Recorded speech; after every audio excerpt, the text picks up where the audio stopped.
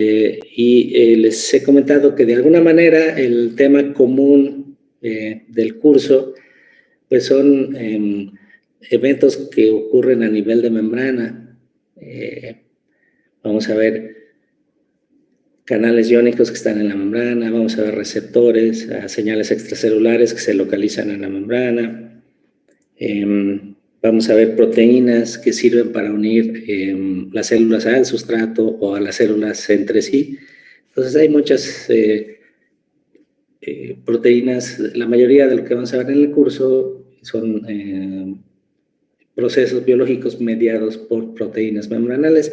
Entonces vamos a ver primero cómo está constituida la membrana plasmática y posteriormente cómo se acomodan las proteínas en general en la membrana, porque ustedes saben, es un ambiente hidrofóbico. Entonces las proteínas que se acomoden ahí pues no son iguales a las proteínas que se localizan en el citoplasma o en el medio extracelular.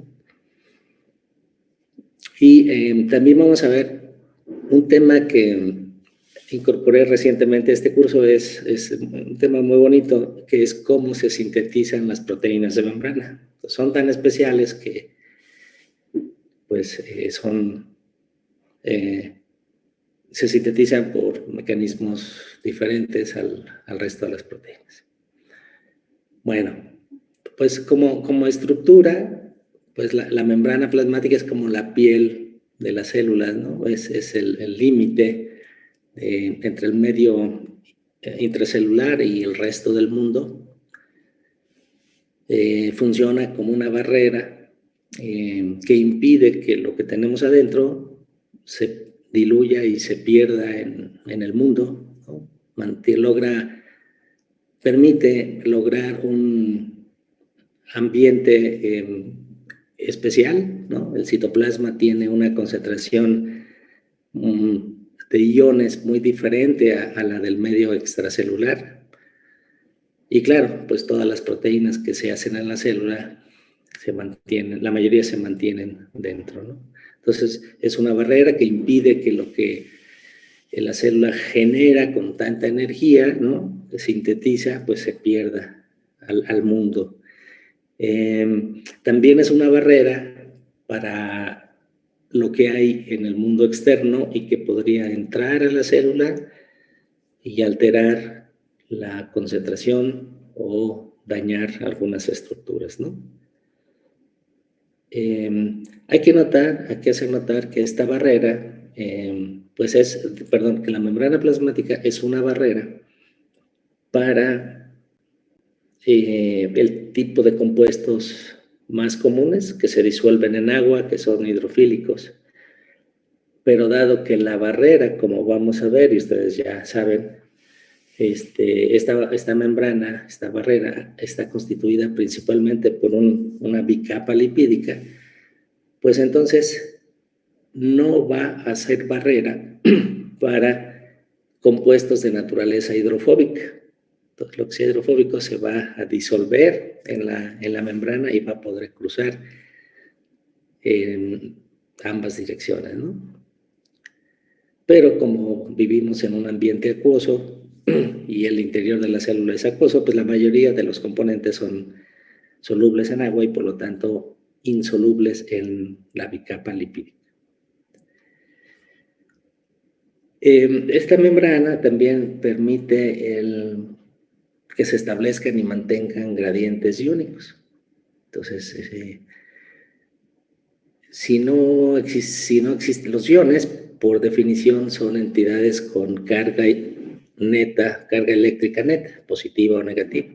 Entonces son insolubles en la membrana hidrofóbica y lo que otras proteínas meten o sacan, la membrana impide que se rompa, que se regrese, ¿no? Funciona como barrera. Entonces, los gradientes iónicos son bien importantes para la fisiología de la célula. Vamos a ver que una fuente de energía para movilizar solutos a través de la membrana son justamente los gradientes iónicos. Entonces, ustedes saben, es muy fácil recordar que el ATP es una fuente de energía química, usan muchas proteínas para hacer trabajo, pero también un gradiente iónico puede ser una fuente de energía. Y vamos a revisar eso más adelante, ¿no?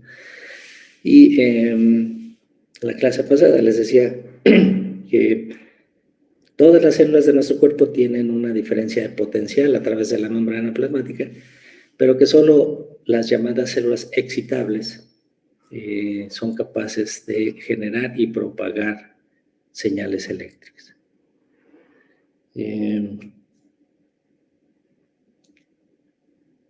Perdón, Alondra, que acaba de llegar, ¿cuál es tu apellido para ponerte asistencia?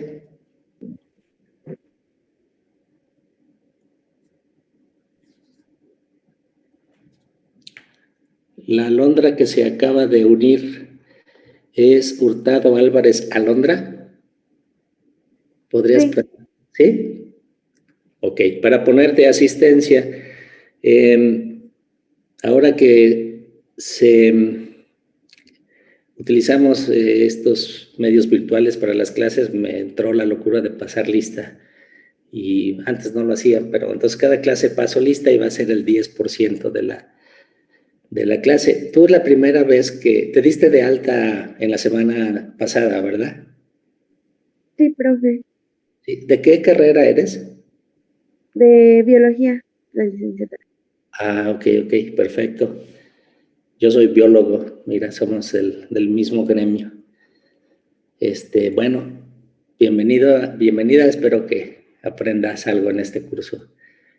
Me siento honrado que te metes a mi curso habiendo tan buenos cursos en biología. Pero bueno, perfecto, ya te puse asistencia y la próxima vez nos conoceremos cara a cara. Bueno, yo te conoceré porque creo que tú sí me puedes ver. Gracias, Bueno, profe. sí, bienvenida.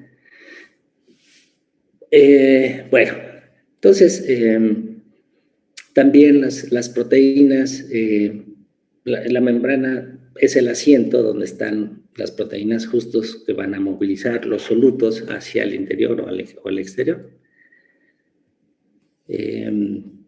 Entonces, esta membrana también tiene proteínas que funcionan como receptores, señales que vienen de fuera. En la membrana se localizan las proteínas que median la unión de las células al sustrato. La mayoría de las células de nuestro organismo están unidas al sustrato. Solo las células sanguíneas andan ahí solitas y vagando por el sistema circulatorio, por los vasos sanguíneos. Pero la mayoría de las células, el resto están unidas al sustrato, a una matriz extracelular generada por ellas mismas, ¿no? Proteínas secretadas por fibroblastos y otros tipos de células. Y la unión al sustrato es muy importante para determinar características, muchas funciones celulares, ¿no? Ahorita se acaba de unir, me parece que fue Valeria. Al final, ¿me puedes decir tu apellido para ponerte asistencia? Sí, profe, Valeria Vargas. Vargas. ¿Tú no te diste de baja en la semana pasada? Sí, de hecho sí, pero nada más me metí porque ahorita tenía el link de la clase y tenía disponibilidad de tiempo. Fue una disculpa. ¿Tú eres alumna de fisiología, de biofísica o de otra carrera? No, de biofísica. De física. ¿Y piensas llevar este curso? Por mí no hay ningún problema, ¿eh? Pues yo te envío la... Sí, sí planeo llevarlo. ¿Sí lo quieres llevar? ¿Mandé? ¿Sí quieres llevar el curso? Sí, el problema fue que se me empalmaba con otra clase. Porque, digamos, llevo una atrasada y metí esa, entonces se me empalmaba con esta. Y pues prefería ya de una vez cursar la que debo. Ok. Oye, y el viernes, no sé, a la hora que tenemos la clase, ¿se te empalma también? Creo que ya no me acuerdo si es 9:30. ¿Vienes también o solo hoy? No, al parecer no se me empalma porque la que metí va a ser asíncrona, pero pues igual cuenta como horario y la plataforma no me dejó meterla. Claro. Por eso. Mira, de manera, aquí entre nos, al fin que no nos escucha nadie más, puedo, permitir que asistas como oyente, presente los exámenes, y si haces todas las actividades y como un alumno regular, te puedo guardar la calificación y ya cuando puedas escribir esta materia, la escribes y ya no asistes y te vas a bailar o a hacer otras cosas. Ay, sí, me parece perfecto. Bueno, me envías nada más un correo al rato porque ya te borré de todos lados, entonces, Sí, una disculpa, pero ok, pues así le hacemos entonces. ok. Integra a un equipo. Dijimos que iban a ser equipos de 3 personas. Ok. Ahora creo que va a quedar un solo equipo de 4, porque tú te diste baja, eran 21, pero tú te diste baja y alguien más se dio de alta, entonces eran 7 equipos, pero bueno, entonces la mayoría mándenme un correo, uno de los miembros del equipo de 3 personas, ya recibí un correo esta mañana, pero me faltan todos los demás. Bueno, ok, vamos a continuar. Entonces, perdón, Gracias. pero ¿cuál es tu apellido? Vargas, ¿verdad? Sí, Me- Vargas. Vargas, ¿me puedes decir tu nombre completo? Valeria Itzel Vargas Arroyo. Vargas Arroyo, Valeria Itzel. Bueno, de acuerdo. Sí, porque desapareciste de la lista oficial. Sí. Ok, Ups. de acuerdo. Bueno, vamos a continuar. Entonces, en la membrana plasmática también tenemos proteínas que van a mediar la comunicación directa con células vecinas. No sé si recuerden o conozcan estas proteínas o las estructuras que se llaman gap junctions o uniones en hendidura. Entonces son canales iónicos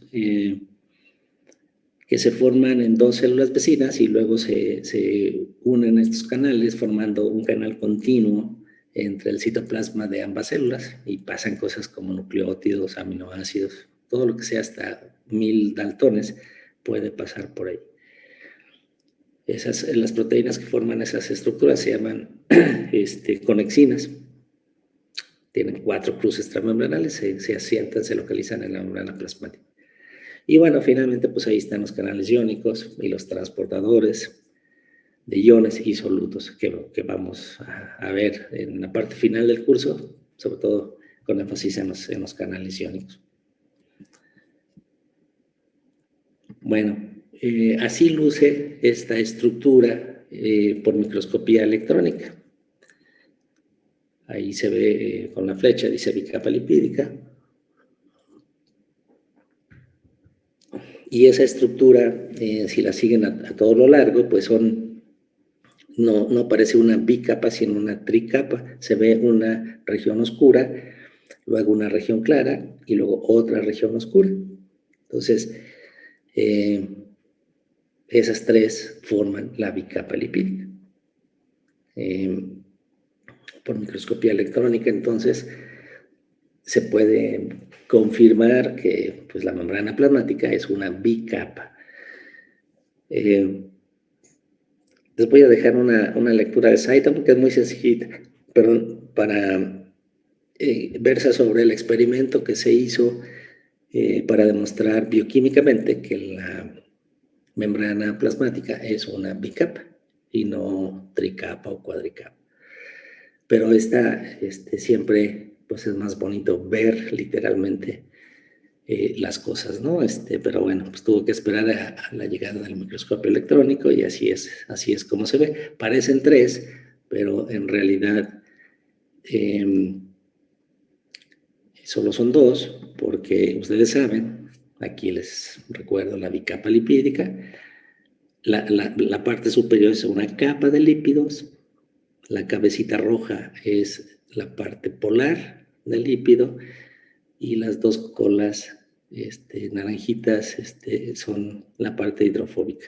Y abajo está otra capa, por eso son dos capas.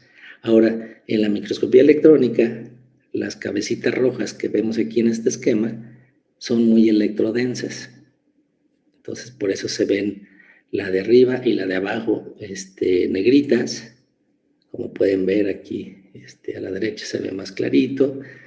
Y el relleno blanco, parece un sándwich, es la parte hidrofóbica de los lípidos, todas estas colas hidrofóbicas.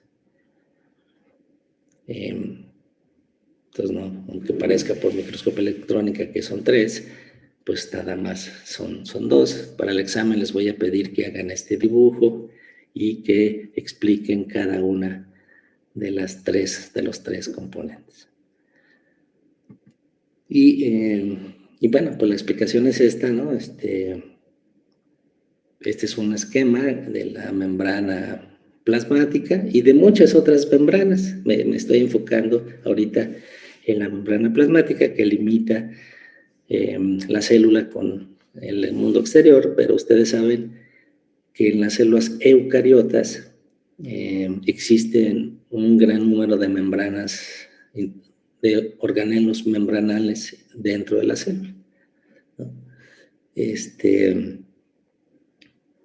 La mitocondria, el cloroplasto, el lisosoma, etc. Entonces, esas estructuras son membranales, están limitadas por membranas que también son bicapas, son muy parecidas, excepto que los componentes específicos van a variar un poco, como vamos a ver más adelante. Les voy a mostrar una tablita de la composición de los diferentes tipos de membranas.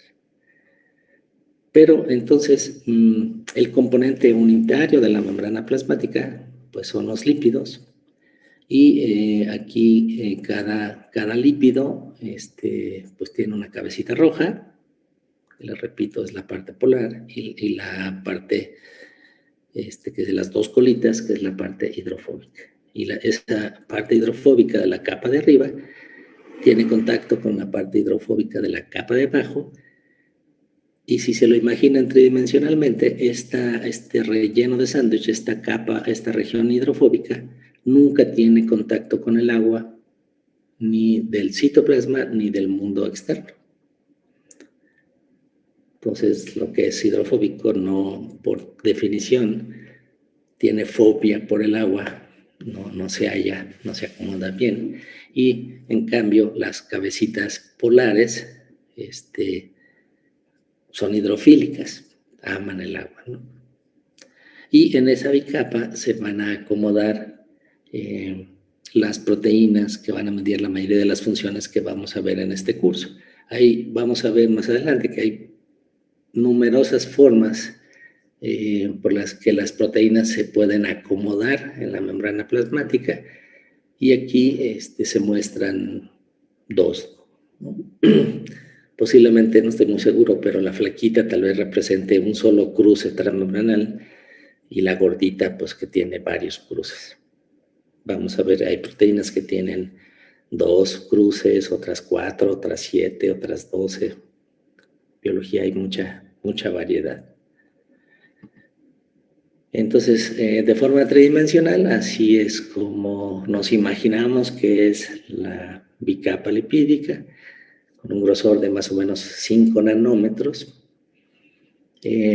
Noten que las cabecitas hidrofílicas de arriba, tanto las de arriba como las de abajo, no están todas alineadas, sino que hay una cabecita más arriba, otra más abajo, otra más arriba.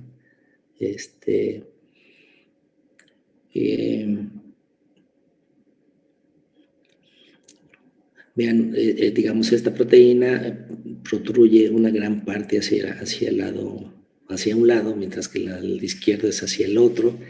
Vamos a ver, por ejemplo, el receptor aceticolina que hay en las células musculares. La gran mayoría del receptor es extracelular. Es muy curioso, solo tiene esta parte transmembranal que ancla la proteína, pero la mayoría está afuera. Bueno, entonces, Hay esta teoría del mosaico fluido de la membrana, ¿no? Entonces los lípidos forman una camita de grasa, ¿no? Forman una bicapa lipídica en donde las proteínas están flotando. Y no hay nada que ancle los lípidos, que los fije, que impida su movimiento, excepto que pues, el espacio está confinado. Pero aún así, un lípido puede girar, puede moverse lateralmente, no puede cambiar de equipo. O sea, un lípido de la capa de arriba no se puede ir a la capa de abajo o viceversa. Ese movimiento se llama flip-flop en inglés y está prohibidísimo en el modelo. Se ha visto que ocurre como una vez al mes, una cosa así. Entonces está prohibido que una molécula de una capa se vaya a la otra. Pero las colitas, pero el lípido puede rotar a lo largo de su eje principal, puede mover, desplazarse lateralmente, las colitas son flexibles. Entonces son cosas que se han ido descubriendo, ¿no? Más o menos el 50% de la masa de una membrana plasmática está formada de lípidos y el 50% de la masa lo forman diferentes tipos de proteínas. Canales iónicos, transportadores, receptores, proteínas de unión, todas las que hemos mencionado previamente. Entonces, como los lípidos son mucho más chiquitos que las proteínas, la masa molecular pues, es mucho más pequeña, pero eso quiere decir que hay un montonal de moléculas de lípido por cada membrana. Entonces se calcula que hay como 1,000 millones de moléculas de lípido en una célula animal pequeña.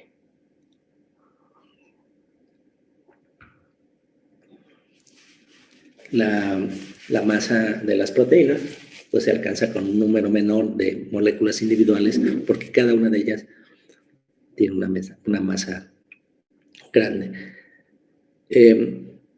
Cuando quieran preguntar algo o interrumpir, con toda confianza abran su micrófono y digan pregunta o alguna cosa que indique que quieren hacer algún comentario o hacer alguna pregunta.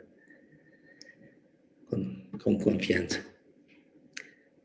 Entonces, ya les comenté, todos los lípidos son moléculas anfifílicas, existe este término, o anfipáticas, van a poder ver ese otro sinónimo, y lo que significa es, en seres humanos, es como, bueno, no, vamos a evitar los malos chistes.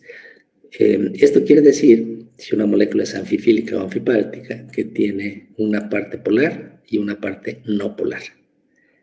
La parte polar es hidrofílica, se siente cómoda en el agua y corresponde a la cabecita roja que les mostré previamente, mientras que la parte de las dos colitas, ahorita vamos a ver qué son esas colitas, constituyen la parte hidrofóbica.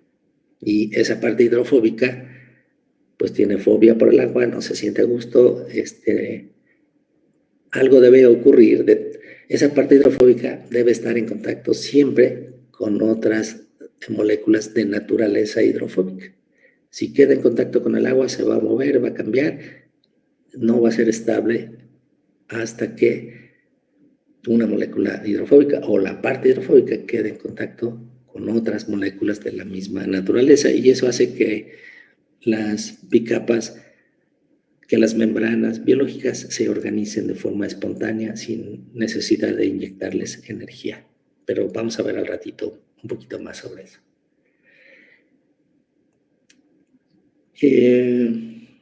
Hay 3 clases principales de lípidos en las membranas plasmáticas. Vamos a ver al rato que hay un número grande de lípidos individuales. Si uno analiza por espectrometría de masa, es una técnica muy pues, eficaz para detectar cantidades pequeñas, pues hay un número grande de moléculas lipídicas. Pero las tres categorías principales son los fosfolípidos, que corresponde con el esquema que les he venido mostrando, el colesterol, que no se los he presentado, y los glicolípidos, que tampoco. Los glicolípidos son lípidos que tienen moléculas de azúcar unidas en su estructura, son parte de su estructura. Pero estas tres, entonces, fosfolípidos, colesterol y glicolípidos, son los más abundantes en las membranas plasmáticas. Son categorías, clases principales. De cada una de ellos, bueno, de los fosfolípidos hay muchos tipos. Vamos a enfocarnos en esa categoría. Ya les comenté que tiene una cabeza polar y dos colas hidrofóbicas. Esas colas es una forma de representar ácidos grasos que tienen entre 14 y 24 carbonos. Por eso su naturaleza hidrofóbica. En general, de las dos colas, una es saturada y otra es no saturada. ¿Qué significa esto? La saturada es que solo tiene enlaces sencillos. Quiere decir que está saturada de hidrógenos. Así me sirve mnemotécnicamente para recordarlo. Tiene la mayor cantidad de hidrógenos posible. Está saturada. Y la otra cola es no saturada. Y eso significa que tiene uno o más enlaces dobles. Y para hacer un enlace doble se sacrifican hidrógenos, ¿no? Si dos carbonos vecinos forman un segundo enlace, es a expensas de expulsar hidrógenos. Pero la definición oficial es una cola, un compuesto saturado, es que solo tiene enlaces sencillos, y la no saturada tiene uno o más enlaces dobles.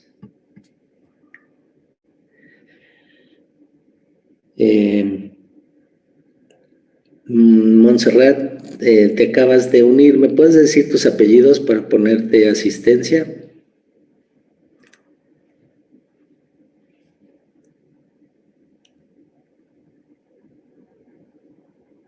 ¿Eres Servín Martínez Montserrat?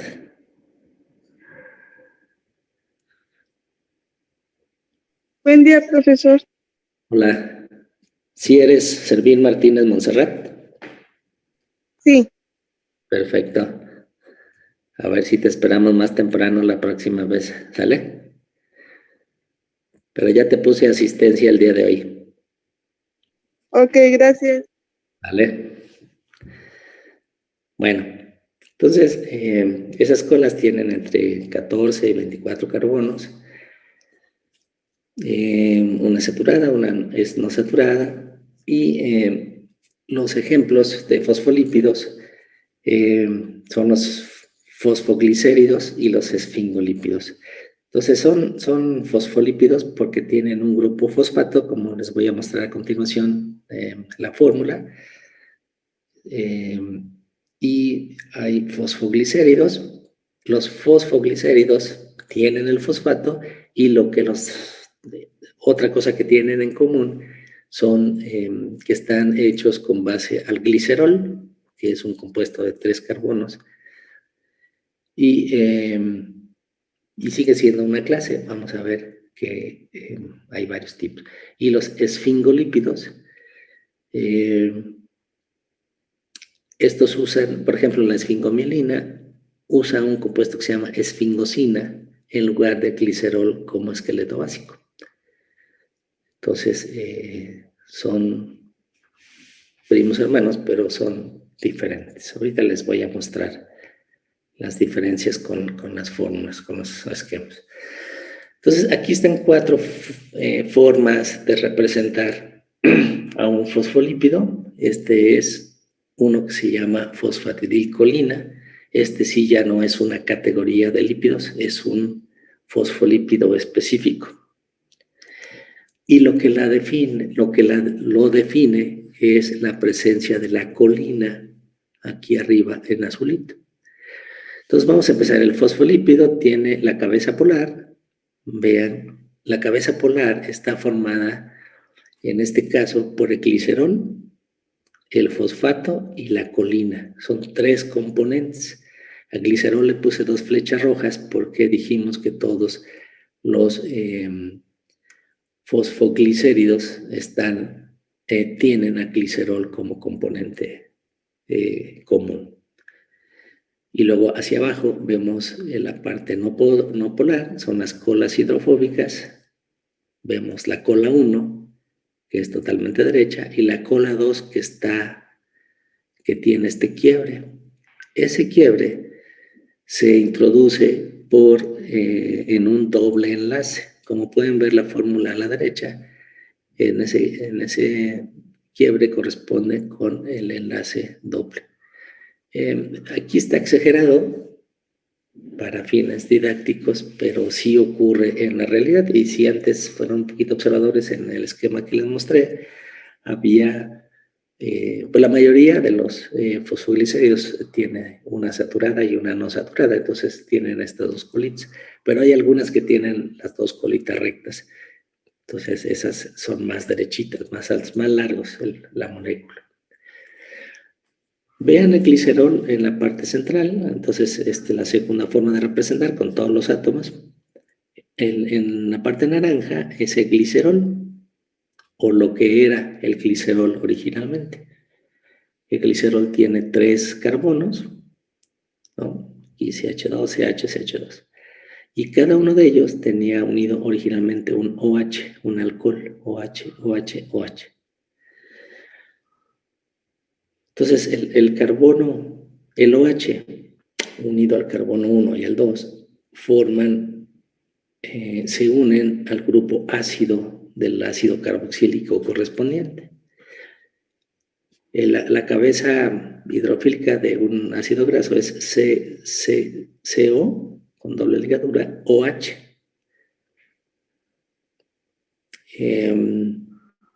Ahora, la unión entre un grupo ácido, como es el del ácido carboxílico, COH, es ácido porque puede liberar los protones, el hidrógeno. Y el otro es el alcohol, el OH unido al carbono 1 del glicerol. La unión, ¿alguien me puede decir cómo se llama en química orgánica un enlace entre un alcohol y un ácido? El enlace éter, creo. O éster. Éster. Ese enlace éster. Sí, son muchos nombres en química orgánica, pero sí nos ayudan a organizar nuestra vida. Entonces es un enlace éster.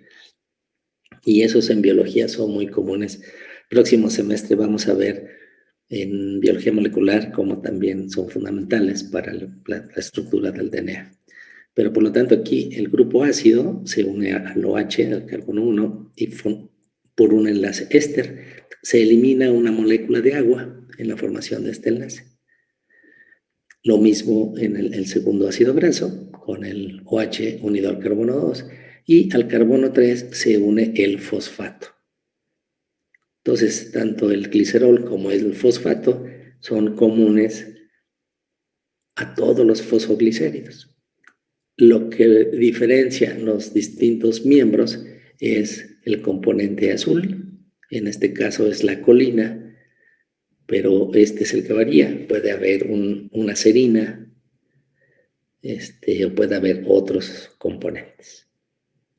Y noten también que el OH del carbono 3 de glicerol también forma un enlace éster con el ácido fosfórico. Entonces de forma libre era un fosfato con PO4, ¿no? Tiene el fósforo, un enlace doble con un oxígeno y luego los otros 3. El oxígeno que había unido al fosfato forma parte de la molécula de agua y el OH del glicerol se retiene. Entonces es el mismo tipo de enlace que acá abajo, nada más que aquí el ácido era pues un ácido carboxílico, COOH, y acá es el ácido fosfórico, PO4. Pero es igual, es entre un ácido y un OH, un tercer enlace éster. Y por el otro lado, el OH del fosfato forma una unión covalente con la colina. En C se ve la representación así espacial, ¿no? Por bolas muy bonitas. Vemos el fósforo, como es una bola verde, grandota. Los oxígenos están en rojo, los carbonos en negro y los hidrógenos en blanco. Por favor, copien las dos primeras, no todo el ácido graso, pero copien A y B el esquema de los fosfoglicéridos, por favor, de los ácidos grasos hasta los primeros dos, CH2, pero copien todos los átomos, que no les falte uno solo, por favor. Y la última, la D, es la representación que vimos anteriormente, ¿no? Ahí la cabecita y las dos colas. Bueno, les doy tiempo para que copien qué componentes hay, cómo están unidos. En B, pues todos los átomos.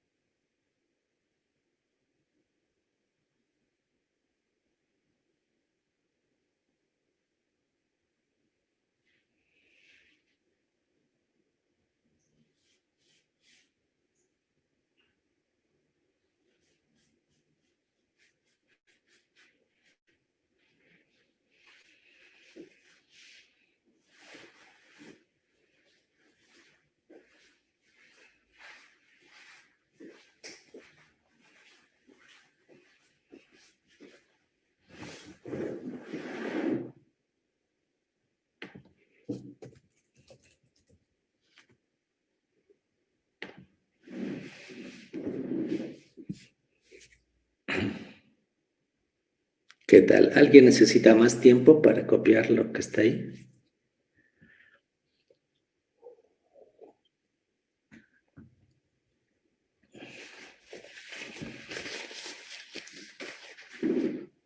No, doctor, al menos yo ya acabé. Perfecto. Gracias. Miren, aquí está otra forma más detallada. Entonces aquí les presento a los 4 fosfolípidos más abundantes. Juntos constituyen más del 50% de la masa de la membrana plasmática. Entonces son ABC, son 3 fosfoglicéridos. Como pueden ver, tienen el glicerol, tienen las 2 colas de ácidos grasos y tienen el fosfato.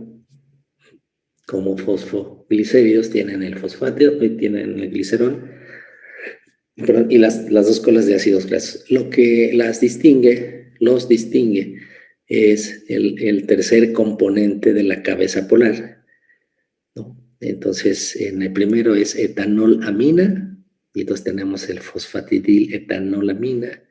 En el segundo, ese componente es un aminoácido, serina, y entonces tenemos el fosfatidilserina. Luego tenemos la fosfatidilcolina, que fue el que vimos hace ratito, creo. Entonces ahí está la colina. Noten, por ejemplo, la fosfatidiletoanolamina, el fosfato, uno de los oxígenos del fosfato tiene una carga negativa neta y por otro lado, este amino tiene una carga positiva neta. Se está protonado a pH fisiológico, mientras que a ese mismo pH este hidrógeno se suelta. Por eso esto es un ácido, ¿no? Y este de acá arriba no. Entonces, pero bueno, finalmente una carga negativa se neutraliza con una positiva.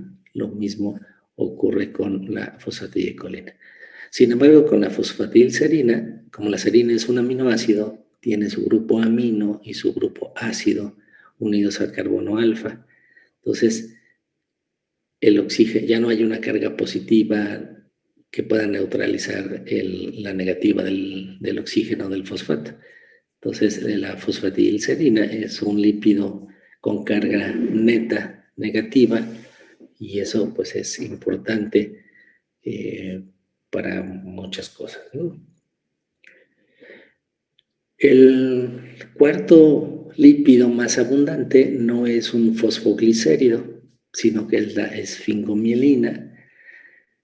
Y aunque se parece mucho, ¿no? Tiene aquí el glicerol, pareciera que es glicerol, ¿no? Contiene estos 3 carbonos, pero vean cómo la unión con los ácidos grasos no es un éster, es otro tipo de unión. Y entonces tiene lo que vemos a la derecha, la esfingosina, es el componente básico sobre el que se construye la esfingomielina. Entonces aquí está a este componente, a la esfingosina, se le adiciona el fosfato y se le adiciona el tercer componente de la cabeza polar. Y se le adiciona el ácido graso que va unido al carbono 2. Pero ya es con un grupo amino y no con un OH, como en el caso de glicerol. Ok. Si tienen preguntas, por favor, con toda confianza. Vean cómo en la representación más simple, ¿no? De la cabecita de colores, veníamos representando con la cabecita roja.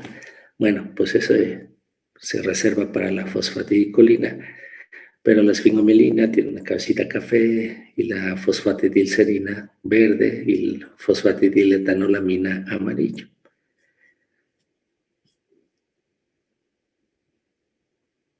Bueno, aquí les presento la segunda clase de lípidos más abundante en la membrana plasmática, que es el colesterol. Este lípido tiene una estructura química muy distinta a la de los fosfoglicéridos, fosfolípidos que acabamos de ver.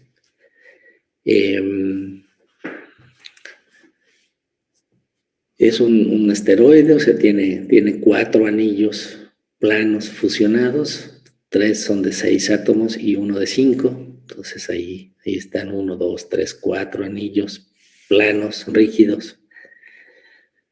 Y luego ya tiene una colita hidrocarbonada corta, no llega a los números de los ácidos grasos que se unen a los fosfoglicéridos, entonces es mucho más pequeño. Y de grupo polar, pues solo tiene un ridículo OH, ¿no? Entonces este hidroxilo, pues es polar. Ahí está el oxígeno rojo. Pero bueno, pues comparado con nosotros, un OH pues es muy pequeñito.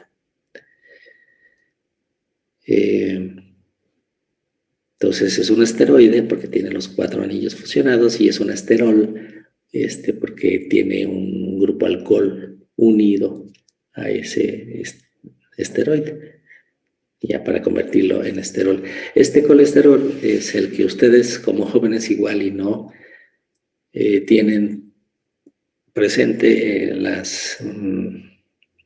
pues la importancia que tiene en salud. Ya en algún momento de la vida tal vez hayan oído hablar que familiares mayores tienen problemas de colesterol elevado. Entonces se vuelve un problema, se precipita, se agrega en los vasos sanguíneos, puede provocar trombos, y hay medicamentos para bajar los niveles de colesterol en la sangre, haciendo ejercicio es una forma muy efectiva, pero más vale la pastillita que sea más seguro. Entonces, uno se puede hacer a la idea de que el colesterol es malo, que hay que bajarlo, que a como de lugar, con ejercicio, pastillas. Sin embargo, como ya vimos antes, pues es un componente muy abundante de la membrana de nuestras células, ¿no? Y que llega a estar en relación 1 a 1 con los fosfolípidos. Entonces es muy abundante, lo necesitamos, no podemos quitar el colesterol de nuestras células, pero sí, pues sí, tiene que quedarse ahí y no andar circulando a niveles elevados en la sangre. Entonces vean, ahí está alineado una molécula de colesterol entre dos moléculas de fosfolípidos. Entonces vean, es más pequeño, se acomoda de esa manera. La parte hidrofóbica del colesterol formada por los anillos y por la colita hidrofóbica, pues se inserta en medio de las colas hidrofóbicas de los fosfolípidos. Y el OH, pues queda ahí de vecino de las cabezas polares, pero pues mucho más chiquito, pero va a quedar en contacto con el agua, ¿no? Vean aquí las medidas de una monocapa de lípidos. Se propone que mida 3 nanómetros, pero hace rato en el esquema tridimensional de la bicapa lipídica yo les dije que medían 5 nanómetros. Entonces como que se compacta un poquito, se enciman un poquito las colas hidrofóbicas, no quedan completamente separadas para dar los 6, ¿no? Medio se encima un poquito. Bueno, y dado que el colesterol, esos anillos son rígidos, rigidiza un poco la membrana plasmática, la presencia del colesterol. Este concepto de hidrofílico e hidrofóbico es como muy obvio, pero vamos a repasarlo un poquito, ¿no? Imagínense la acetona, es un compuesto polar, hidrofílico, no tiene carga neta positiva y negativa, pero sí tiene una carga parcial negativa, el oxígeno, y el carbono tiene una carga parcial positiva. Entonces, para que se formen los enlaces covalentes es porque están compartiendo electrones, pero el oxígeno es más electronegativo. Entonces se jala más los electrones, dando una carga parcial negativa al oxígeno. El agua, por otra parte, es algo parecido. Tiene igual el oxígeno muy electronegativo, que forma 2 enlaces covalentes con 2 hidrógenos. Se jala igual los electrones, dejando una carga parcial positiva en cada hidrógeno, y el oxígeno con una carga parcial negativa. Entonces ustedes saben que cargas opuestas se atraen. Entonces, si tenemos una molécula de acetona aquí en el centro, pues la carga parcial negativa de la acetona, que es este oxígeno, va a quedar vecina de la parte del agua que tiene una carga parcial positiva. Aquí tenemos una molécula de agua con un hidrógeno, aquí tenemos con otro. Y la parte de la acetona con carga parcial positiva, que son los hidrógenos, van a quedar cerca de un oxígeno del agua. Y ahí entonces eso va a formar una solución muy estable y la acetona va a ser soluble en agua. Pero ¿qué pasa si ustedes ponen un poquito de metilpropano, que está acá a la derecha? Totalmente grisecito, no tiene cargas parciales de ningún tipo, y entonces el agua sigue siendo igual, ¿no? Y entonces ese metilpropano, un compuesto hidrofóbico, no va a ser soluble en agua. Entonces, si ustedes fuerzan moléculas de metilpropano en agua, pues va a quedar aislada. Si se encuentran muchas moléculas de metilpropano hidrofóbicas, se van a unir entre sí, pero nunca siempre se va a aislar como 2 fases, ¿no? Insolubles entre sí. Entonces, esos son conceptos muy importantes, ¿no? Lo hidrofílico con con lo hidrofóbico.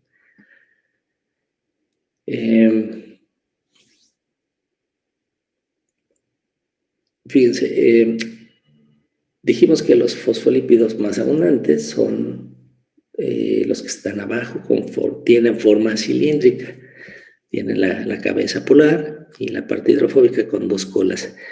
Así, grosso modo, pues tiene la forma de un cilindro. Si tuviera solamente una cola hidrofóbica, tendría una forma de cono.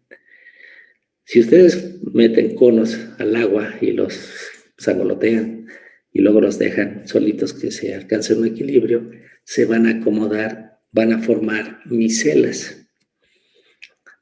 En este arreglo, las moléculas, la parte hidrofóbica que odia el agua, no está contenta en el agua, se van a unir entre sí. Entonces, ahora sí que van a esconder sus vergüenzas y van a enmascarar al agua, lo van a mantener afuera, a través de las cabezas polares, ¿no? Entonces, imagínense una esfera completamente en donde toda la superficie tiene las cabezas polares de los lípidos que están en equilibrio con el agua, ¿no? Que también es polar. Se arreglan como vimos hace un momento, ¿no? Orientando las moléculas de tal manera que cargas opuestas queden vecinas. Ahora, si las moléculas tienen forma cilíndrica, como es el caso de los lípidos que forman las membranas biológicas, igual se aplica la misma regla. Las colas hidrofóbicas no pueden estar en contacto con el agua. Entonces se mueve la solución hasta que las colas hidrofóbicas, unas colas hidrofóbicas quedan vecinas con otras y la parte polar queda en contacto con el agua. Entonces, esta parte, la formación de estas estructuras se da por cuestiones físico-químicas. La célula no tiene que gastar energía en formar estas estructuras. Así queda estable la parte roja en contacto con el agua y la parte hidrofóbica en contacto solo consigo misma. Imagínenselo, bueno, aquí está otra representación. Entonces las micelas no tienen, solo hay todas las colas hidrofóbicas que quedan en contacto entre sí, de los componentes, y las partes hidrofílicas o polares quedan en contacto con el agua y estos son estables. Pero con los fosfolípidos que tienen forma cilíndrica, la estructura que se forma de forma espontánea son las bicapas lipídicas. Entonces lo hemos visto así, pero así es más bonito y más comprensible, creo. Nos lleva a otro nivel. Entonces, esta cosa aquí, toda la parte roja representa las cabezas polares, el relleno blanco, las colas hidrofóbicas, y la parte de abajo roja, pues nuevamente las partes hidrofílicas de la segunda monocapa. Entonces, esto no va a ser estable en agua porque estas partes blancas, que son hidrofóbicas, estarían en contacto con el agua. Entonces, esto tiende a que se mueva y a que se cierre de forma espontánea para que esta parte blanca quede en contacto con la otra parte blanca de otro lado y nos forme un compartimento sellado como se ve hasta abajo. Entonces, fíjense qué bonito, ¿no? Y no le hemos metido energía, la célula no puede controlar esto, no necesita una maquinaria molecular dedicada a hacer esto. Los bioquímicos a veces rompen las células para separar sus componentes y las rompen de manera salvaje, como con un taladro, mecánicamente. Entonces, se pueden romper, por ejemplo, el retículo endoplásmico mecánicamente y se forman pedacitos, así como vemos aquí. Y esos pedacitos, por la razón que ya les acabo de explicar, forman estructuras selladas, se llaman microsomas en el caso del retículo endoplásmico. Y esas estructuras luego se purifican por ultracentrifugación y tienen toda la maquinaria molecular de las membranas del retículo endoplásmico. Entonces se hace muy bonito. Curiosamente, en las células, ustedes saben que el retículo endoplásmico es una red tubular muy sofisticada, muy bonita. ¿Cómo le hace la célula para dividir esa estructura en dos cuando la célula se divide en mitosis? Pues es bien difícil, ¿no? No podemos una estructura tubular con forma muy sofisticada, pues simplemente partirla como con un cuchillo en dos. Entonces lo que ocurre es que se vesicula, se forman vesículas, así como de este tipo, y ya en las células hijas, esas vesículas nuevamente, yo no sé muy bien y no sé si se conozca, se asocian entre sí para formar nuevamente esa estructura reticular tan bonita. En el caso del cerebro, ustedes saben, las neuronas tienen muchas dendritas para recibir señales, pero solo un axón, y hasta el final forman una estructura, una terminal nerviosa, una expansión donde va a liberar neurotransmisor. Entonces, los neurobiólogos también rompen con taladros y se han desarrollado métodos para romper esas terminales nerviosas, las cuales se sellan justamente por este principio físico-químico y se forman las terminales nerviosas como esta bolita roja. Y ya aplicando métodos bioquímicos, primero ensayo y error, pero ahorita ya están bien definidos, se usa la centrifugación tal velocidad, ahora más, en un gradiente de sacarosa, etc.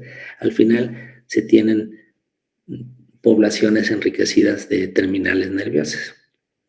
Yo hice mi tesis de licenciatura justamente estudiando la liberación de un aminoácido. Y estas terminales nerviosas liberan el neurotransmisor. Parece un artefacto experimental, pero es una preparación simplificada del sistema nervioso, ¿no? Bueno, ¿hasta aquí alguna pregunta? ¿Algún comentario de alguien? Sí, yo no entendí muy bien eso de que se rompen y se forman terminales nerviosas. O sea, ¿qué parte es la que se rompe? Y cuando dice terminal nerviosa, ¿se refiere a otro axón o cómo? Sí, no, ese es un ejemplo donde pasa lo que estamos viendo aquí. Digamos, yo lo que hacía todos los días al llegar al laboratorio era cortarle la cabeza a 2 ratas.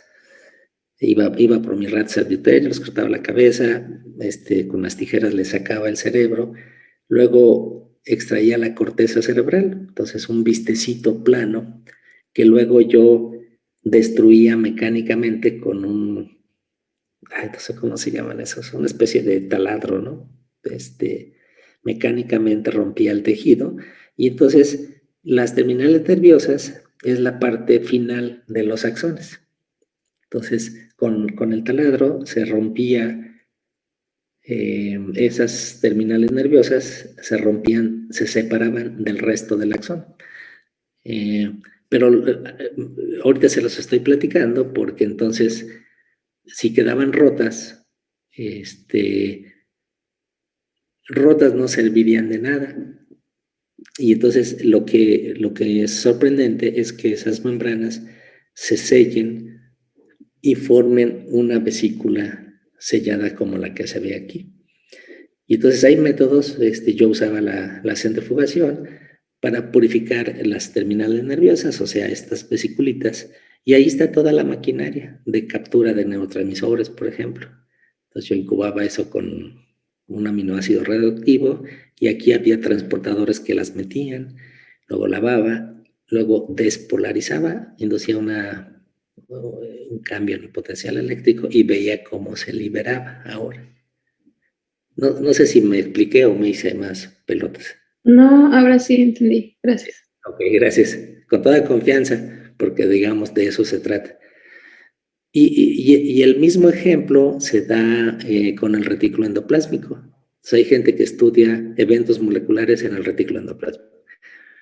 Y entonces lo que hacen los bioquímicos o biólogos celulares que hacen este tipo de trabajo es mecánicamente rompen las células y del retículo endoplásmico se forman estos fragmentos que nuevamente, por estas propiedades físico-químicas, en donde la parte hidrofóbica de la membrana sí queda expuesta, va a ser inestable, se va a seguir moviendo hasta que se selle. Y lo mismo con ultracentrifugación, se pueden aislar esas preparaciones, se llaman microsomas en el caso del retículo, y ahí están todas las proteínas que trabajan que hacen funciones importantes en las células, pero que ahora tenemos una preparación experimental en donde podemos controlar todo más fácilmente, ¿no? ¿Qué medio le ponemos? Que si tiene ATP, que si... Entonces son preparaciones que se pueden hacer gracias a esta propiedad de autoensamble de los lípidos, ¿no? Bueno,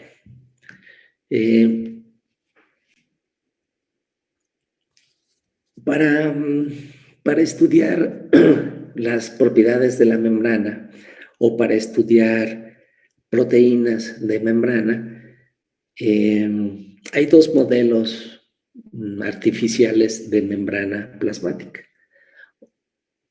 Una se llaman liposomas, aquí la última palabra. Estos liposomas son membranas artificiales generadas en el laboratorio. Uno compra los lípidos a Sigma o alguna compañía biotecnológica, disuelve un poquito de lípidos en un solvente orgánico, no en agua porque va a ser insoluble, y luego se junta ya en el agua y se sonica. Hay un instrumento que mete ondas sonoras al agua y que rompe estructuras grandes y que hace que se muevan las cosas, una aguja. Nosotros en el laboratorio tenemos ese sonicador, se usa para romper membranas de bacterias, por ejemplo, cuando purificamos proteínas. Aquí el chiste es romper los agregados de lípidos y dispersar los lípidos en solución. Y después esos lípidos, partiendo de moléculas individuales, se organizan para formar estos liposomas. Estos liposomas, aquí los vemos en 2 dimensiones, pero son esferas, son tridimensionales. Y la foto está bonita para que todos seamos felices y para enseñar en la licenciatura, pero vean la nota aquí, o sea, normalmente se alcanzan, no puede uno controlar el tamaño y varía entre 25 nanómetros y 1 micra. Entonces, una variación enorme que no se aprecia en la foto. Pero bueno, los liposomas es un modelo muy útil de membranas artificiales. Es una bicapa y nos permite ahí insertar proteínas en la membrana y estudiar cómo funcionan. Las proteínas de membrana, las repito, como la mayoría de las que vamos a ver en este curso, pues están en una membrana biológica. Si nosotros queremos aislarlas y luego reconstituir su función, no hay otra forma de ponerlas a trabajar que meterlas en una membrana. Entonces, estas membranas artificiales son muy útiles para ese tipo de experimentos, ¿no? Hay gente que estudia el efecto de la composición de lípidos sobre la función de una proteína. Y la única manera en que un investigador puede tener un control pleno de la composición lipídica, pues es reconstituyendo la membrana desde cero. y este es un buen modelo. Este es un esquema de cómo se hace un liposoma. Eso sería una sección transversal. Eso es una esfera que tiene un espacio interior acuoso. Ahí está la bicapa y podemos insertar proteínas en esta bicapa y ver cómo capturan cosas radioactivas del medio externo y cómo la meten al interior y luego tal vez cómo lo sacan, ¿no? Este es un modelo de membranas biológicas. El segundo modelo más utilizado es uno que se llama bicapas negras.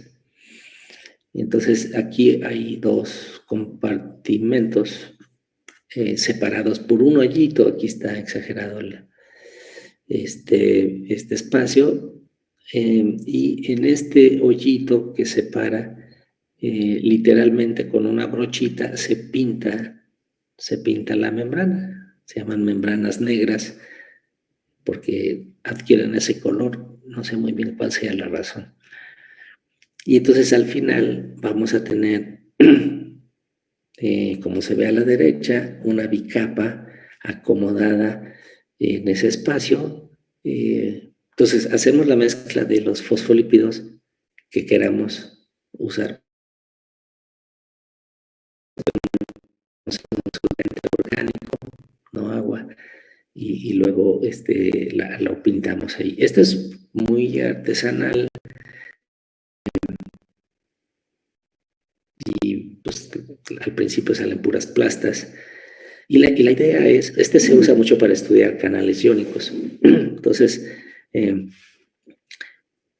se ponen proteínas, digamos que un canal iónico en uno de los dos compartimentos y luego se le va agregando medio para que esa solución suba y las proteínas se incorporen espontáneamente.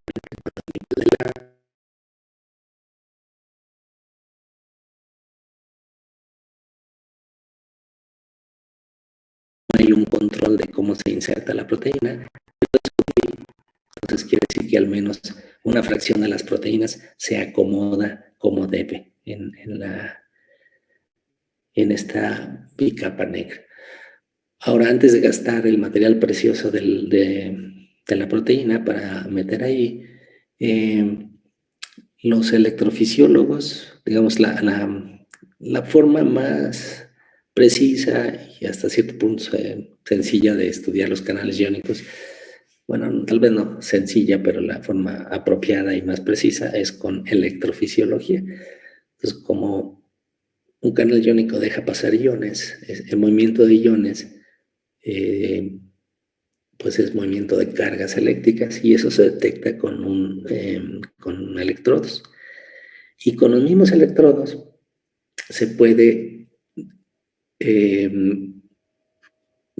detectar si lo que se pintó aquí formó una bicapa o una plasta de muchas capas. Entonces, antes de hacer el experimento,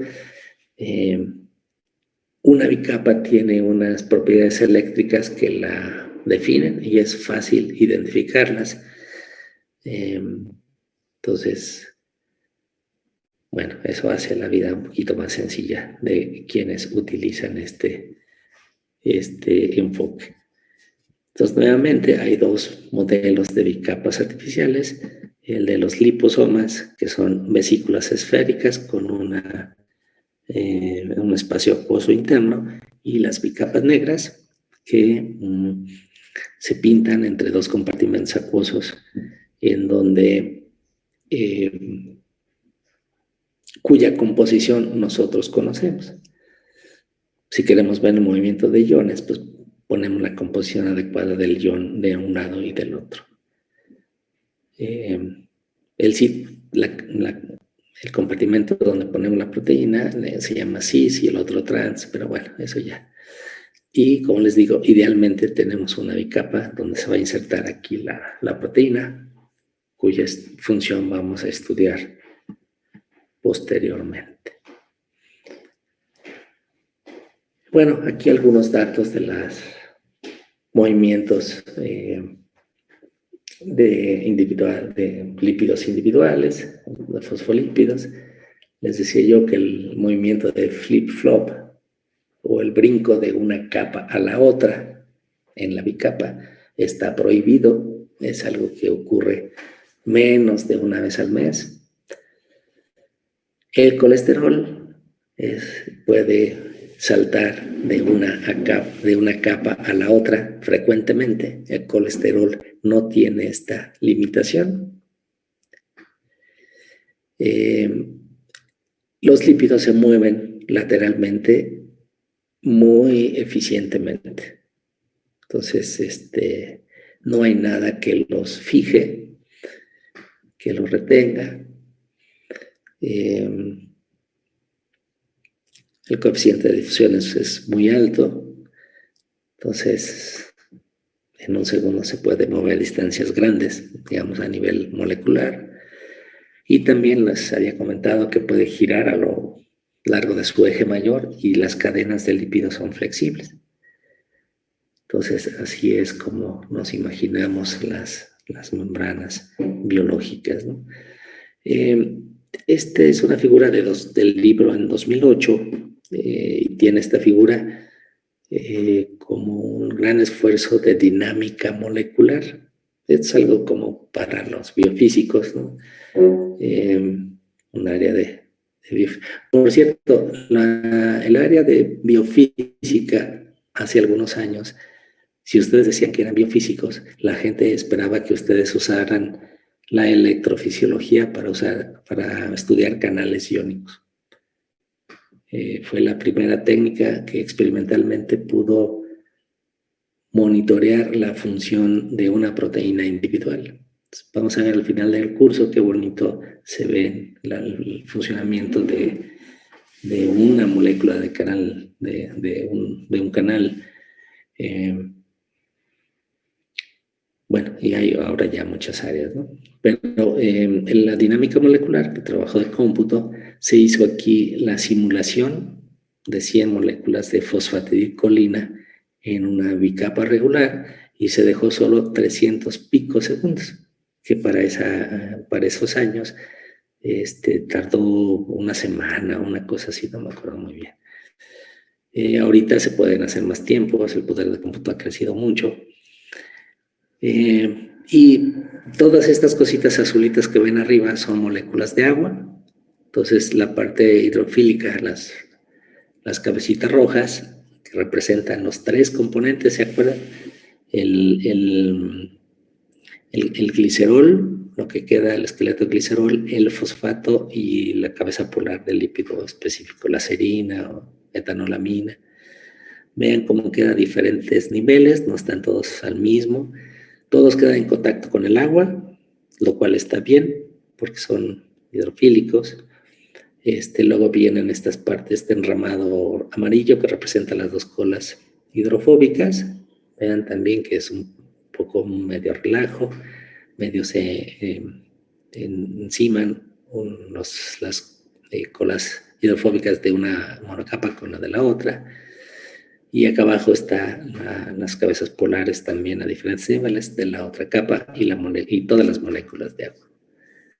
Y en B se ilustra, pues, de acuerdo a esto, que la flexión de las colas ocurre, está permitida, la rotación, el flip-flop no está permitido, pero la difusión lateral sí se puede. Entonces, creo que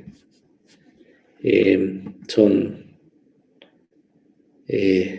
cosas bonitas. Ahora, un comentario, ya nada más antes de terminar. Entonces se propone que la bicapa de fosfolípidos es un cristal líquido bidimensional, los componentes están libres de moverse lateralmente. Ahora, se ha visto que en la célula los fosfolípidos se sintetizan únicamente en la monocapa de una membrana, y esta corresponde a la monocapa del retículo endoplásmico que ve hacia el citosol. ¿Sí? Entonces, el retículo endoplásmico no solo es un organelo en donde se sintetizan proteínas, sino también los lípidos de la célula. Pero está localizado, un lípido recién sintetizado se localiza en la monocapa citosólica. Pero si dijimos que el flip-flop está prohibido, ¿cómo le hace para pasar a la otra monocapa? Pero para hacer un pedacito de membrana necesitamos pues lípidos en una monocapa y lípidos en la otra. Entonces, pues siempre que hay una misión imposible en la célula, siempre hay la heroína que rescata, y esas son enzimas que son capaces de hacer el trabajo que aparentemente, bueno, que es imposible que ocurra de forma espontánea. Entonces hay enzimas en la célula que se encargan de translocar fosfolípidos de una monocapa a la otra. Entonces lo que dijimos antes de que estaba prohibido que un fosfolípido se mueva de una monocapa a la otra, es cierto solo parcialmente. O sea, es cierto de forma espontánea, solo, pero también sabemos que hay enzimas que tienen esa función en la célula. Y en parte gracias a esas enzimas vamos a ver la próxima clase que hay una asimetría en la composición de lípidos entre digamos, las dos monocapas de una membrana no tienen no tienen la misma composición. Hay lípidos que se localizan preferentemente en una monocapa. Bueno, y esto es muy importante desde el punto de vista biológico y vamos a ver después por qué. Bueno, por mi parte, eso sería todo para el día de hoy. No sé si alguien tenga alguna duda, pregunta.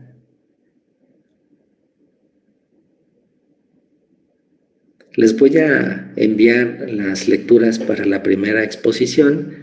Les voy a pedir al equipo que me envió ya los miembros que hagan esa exposición. Entonces son 3 lecturas de Citable sobre este tema, muy sencillitas. Les voy a pedir que la expongan dentro de 8 días. El viernes yo les doy clase. Y todos, acuérdense que tienen que hacer un resumen por lectura. De estas de Citable, en una página que me hagan el resumen está bien. Entonces van a hacer 3 lecturas.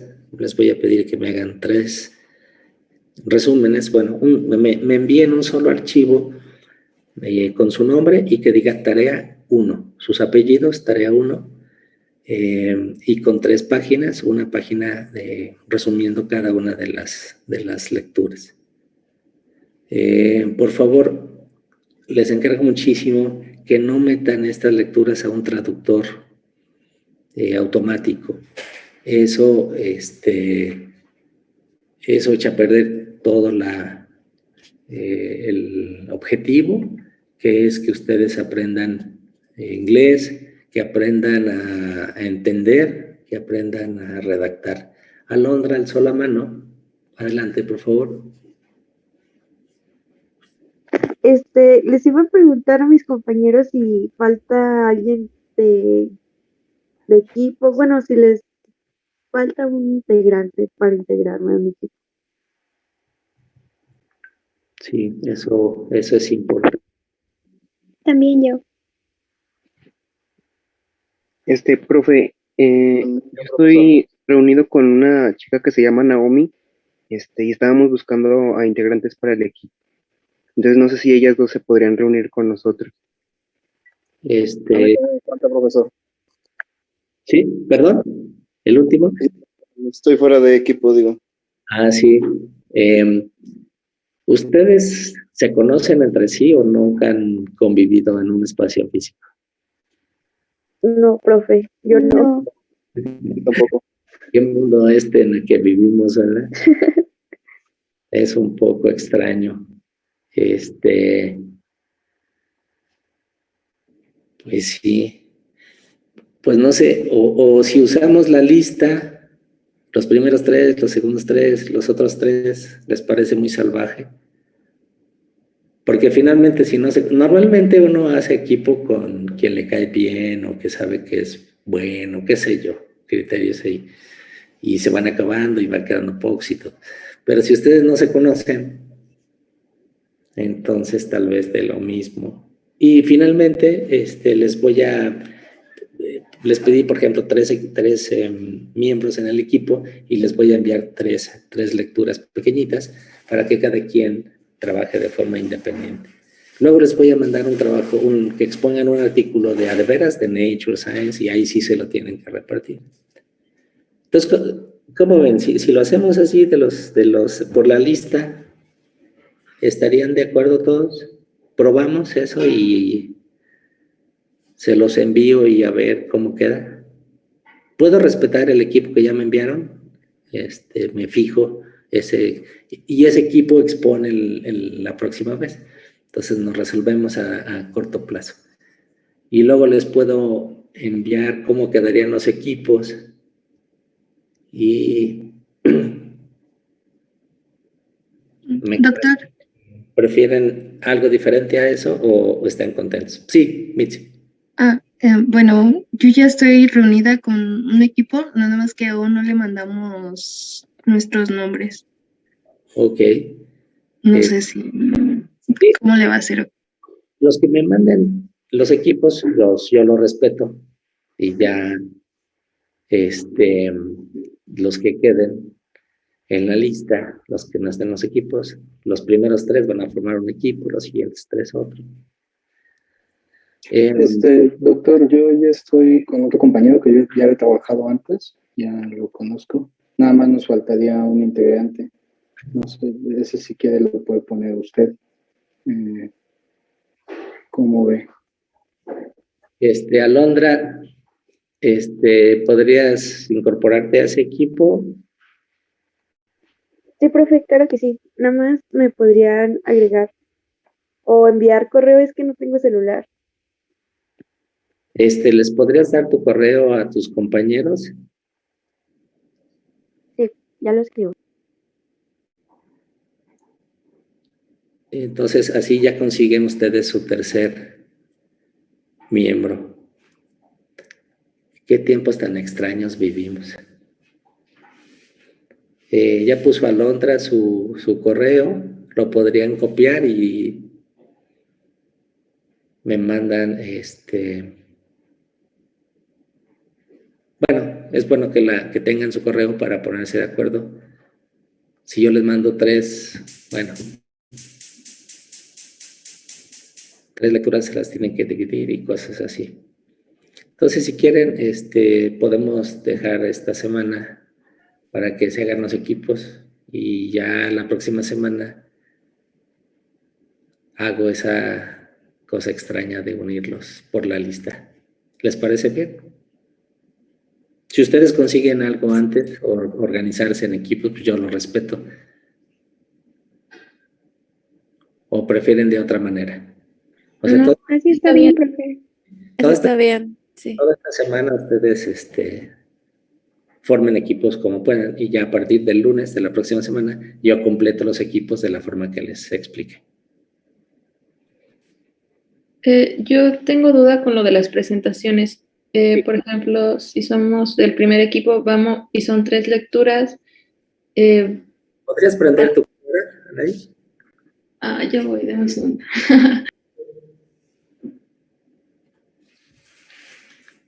Al fin que ya no tengo la presentación. Me canso de estar sentada y me siento en el piso, pero bueno. Entonces serían 3 resúmenes, pero cada quien expondría un tema. Sí, son para el equipo de 3 integrantes, yo les mando 3 lecturas sencillitas, son 2 páginas de Scitable y cada uno de ustedes expone uno de ellos. Cuando exponen, no me hacen resumen, Entonces ese resumen lo tienen perdonado. Bueno, es que van a exponer solo uno de los 3, ¿verdad? Sí. Mejor sí háganme su resumen todos. Entonces todos los que no exponen, pues nada más hacen el resumen. Y les digo, no lo hagan automático, no lo traduzcan porque se pierde. O sea, este es un inglés técnico muy sencillo. Son lecturas para educativas, dirigidas justamente a su nivel. No va a ser difícil, son 2 páginas, pero va a ir mejorando su inglés. Si les dejo una cada semana o 3 cada semana, pues van a ver que pues, sí mejora, ¿no? Y ya ahorita en la computadora, si no entienden una palabra, ustedes la meten a la computadora y ahí les sale el significado. Bueno, quiere decir esto. Pero hagan un esfuerzo, porque aprender inglés es bien importante para la ciencia, se hace en inglés, todas sus lecturas para libros de texto, artículos, todo en inglés. Tienen que pasar un examen de inglés para salir de la licenciatura, tienen que obtener un nivel mínimo de inglés para entrar a la maestría o al doctorado. Seguro que habrá en este grupo algunos que quieran seguir por ahí. Entonces es muy importante. Y luego también es importante saber escribir. Luego no lo practicamos. Entonces, para solicitar becas, proyectos, hay que escribir de forma decente, ¿no? Entonces, vean este ejercicio, pues, como una oportunidad para practicar esas habilidades que les van a ser útiles más adelante. Y una página, hagan el esfuerzo, porque en una página queda el resumen completo. Y ya nada más me ponen el título del... No se les olvide poner su nombre en el archivo, y tarea 1, en el nombre del archivo, pero también en la primera hoja. Y luego ponen el título del artículo y en la segunda hoja el título de la segunda lectura y en la tercera, así. Y es la mejor forma de aprender, porque si me escuchan a mí decir muchas cosas, pues a lo mejor les estoy diciendo puras mentiras, ¿cómo saben? No, o me escuchan y suena bien, pero cuando ustedes activamente aprenden de las fuentes, pues así se les queda mejor. La otra, sí nos vemos el jueves para esta clase de escaneo. Yo les mando el enlace y Andrea Cárdenas estará a cargo. Se ve que está llena de energía y sabe usar el escáner. Sepan o no, pues únanse un ratito, no va a tardar mucho y es muy importante que aprendan para escanear no solo los exámenes y para este curso, sino para documentos y cosas que para otras materias. Bueno. Y para artículos por correo. Perdón, yo se los voy a enviar por correo. Así como les envío el enlace para Zoom, así se los envío a todo el grupo, a los que presentan y a los que no presentan. Vale, gracias. Sí. Bueno, pues nos vemos el jueves por lo pronto. Cuídense mucho. Doctor, yo tengo una duda. Sí, bueno, no es nada que ver con lo que estamos viendo ni con la temática de cómo va a estar las tareas.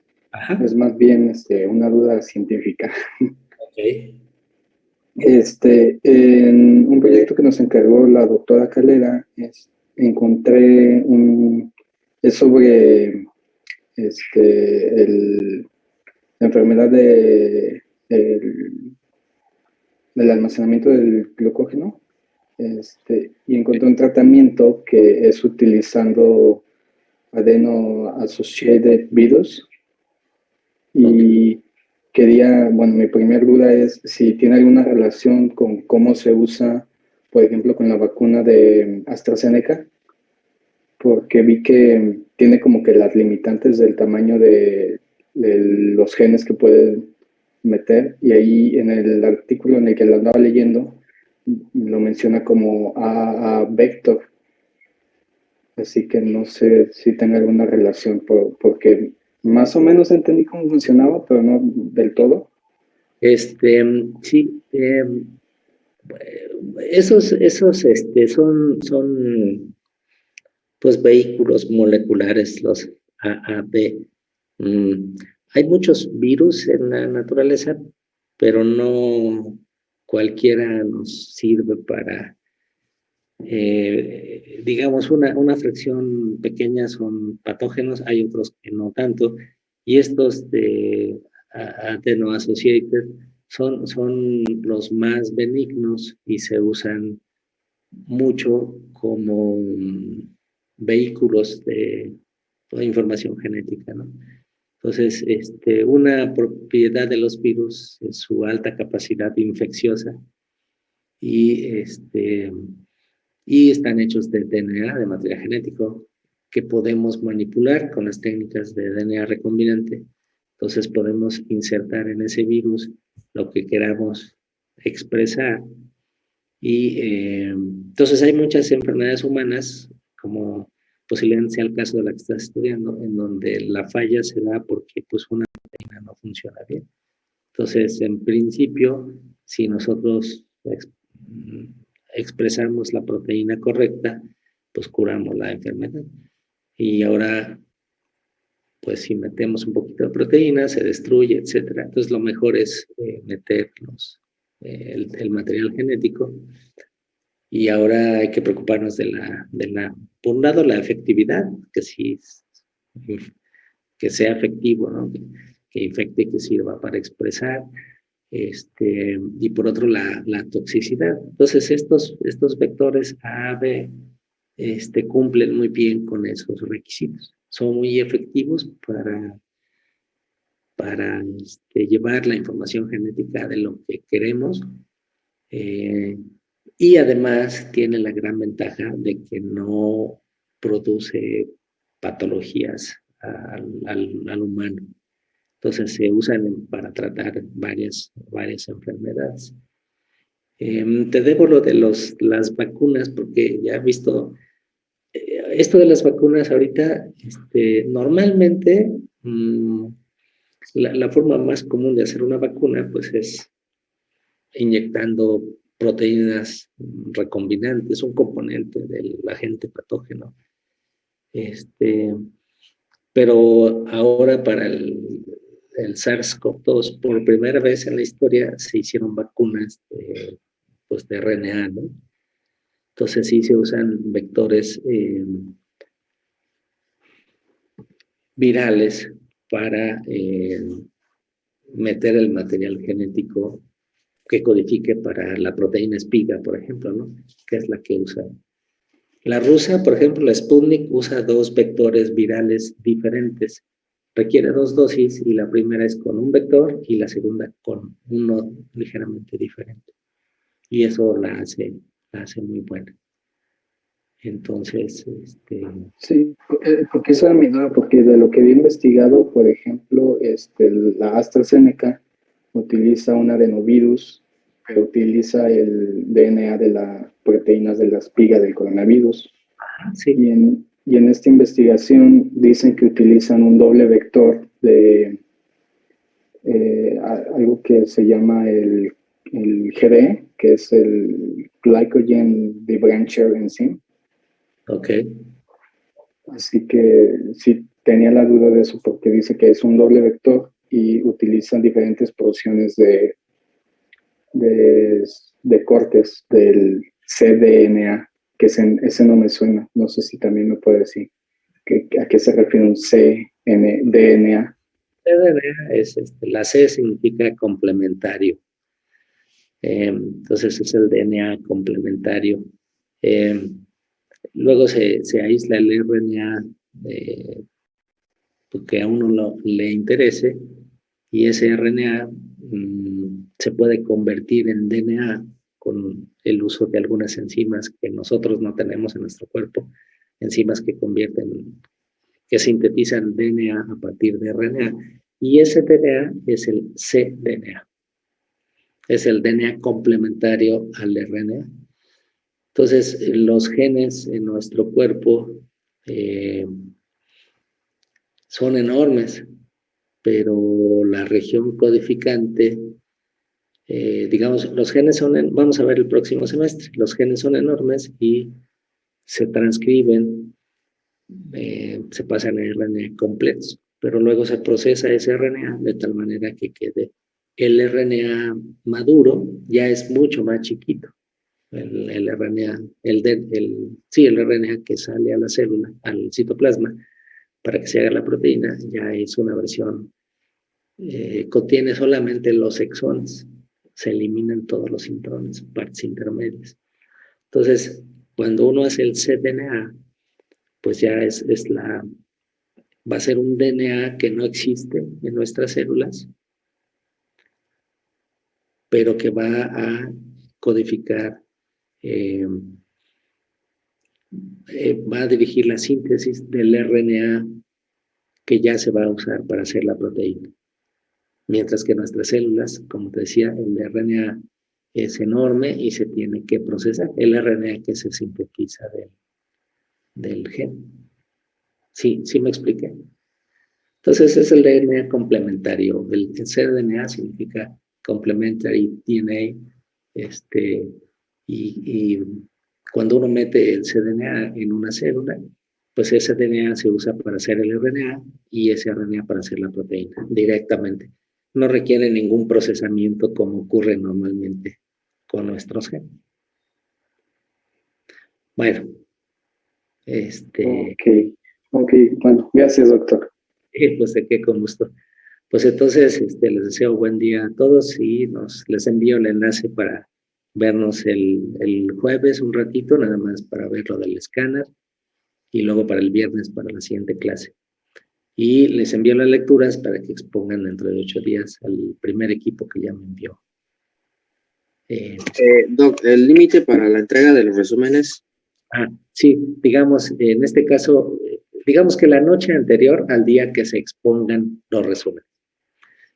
En este caso sería el próximo martes, entonces me lo pueden enviar hasta el lunes en la noche. Ok. La idea es que ustedes lo hayan leído y sepan de qué va a tratar la exposición. Para la exposición, por favor, hagan presentaciones en PowerPoint con un título explicativo. Utilicen todas las figuras de la lectura que yo les doy. A veces son muy poquitas, entonces pueden buscar material complementario para explicar un poquito más. Y la idea es que tengamos nada más esa actividad el martes, la exposición de las 3 lecturas. Bueno, ¿alguna otra duda, pregunta? Si no, pues nos despedimos, que tengan un buen día y nos vemos el jueves. Gracias. Gracias. Gracias, Hasta profesor. luego. Adiós a todos.